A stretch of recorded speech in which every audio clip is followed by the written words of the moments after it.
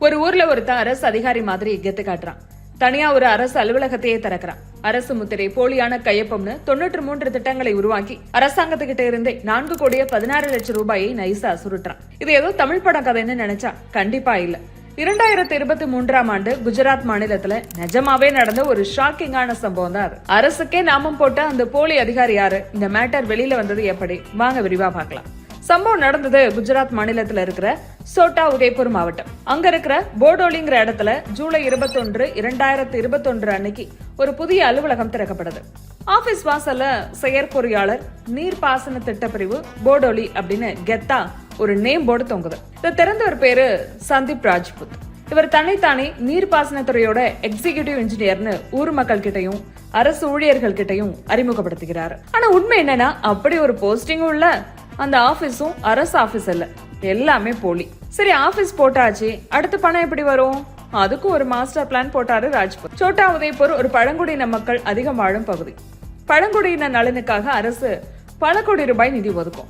இதை பயன்படுத்திக்கிட்ட ராஜ்புத் பழங்குடியின நலத்திட்டம் மற்றும் பாசன திட்டங்கள்னு சொல்லி 93 திட்டங்களுக்கான ப்ரப்போசல்ஸ தயார் பண்றாரு.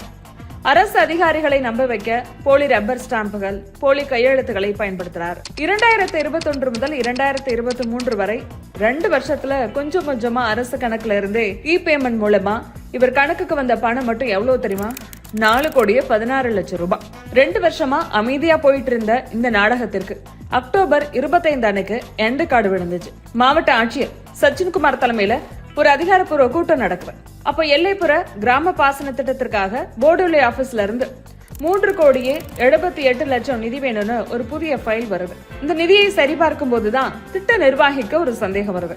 உடனே நீர்ப்பாசனத்துறையோட மெயின் ஆபீஸ்க்கு போன் பண்ணி கேக்குறாங்க. அங்க இருக்கிற அதிகாரிகள் சொன்ன பதிலை கேட்டு ஆட்சியரே அதிர்ச்சி ஆயிட்டார். போடோலில அப்படி ஒரு ஆபீஸே கிடையாதே அப்படின்னு சொல்றாங்க. அடுத்த நிமிஷமே விசாரணை தீவிரமாகுது. சோதனையில சந்தீப் ராஜ்புத் மற்றும் அவரோட கூட்டாளியான அபுபக்கர் சையதுங்கிற அரசு ஒப்பந்ததாரரும் மாற்றாங்க. 2 பேரையும் போலீஸ் கைது செய்து. உண்மையிலேயே பயங்கரமான விஷயம் என்னன்னா, குஜராத்ல இப்படி போலி அதிகாரிகள் மாட்டுவது இது முதன்முறை கிடையாது. ஏற்கனவே பிரதமர் அலுவலக உயர் அதிகாரிகள்னு சொல்லி காஷ்மீர் வரைக்கும் Z+ செக்யூரிட்டியோட சுற்றிய கிரண் படேல் கைது செய்யப்பட்டார். முதலமைச்சர் அலுவலக அதிகாரிகள் பேரிலையும் சிலர் கைதாகி இருக்காங்க. 2 வருஷமா அரசு கண்ணில படாம ஒரு போலி ஆபீஸ் இயங்கி 4 கோடிக்கு மேல பணம் கைமாறி இருக்குன்னா, இதெல்லாம் சில உயர் அரசியல்வாதிகள் மற்றும் பெரிய அரசு அதிகாரிகளோட பின்னணி இல்லாமல அசாத்தியமாகும் அப்படின்னு கேள்வி எழுப்பினாங்க எதிர்கட்சிகள்.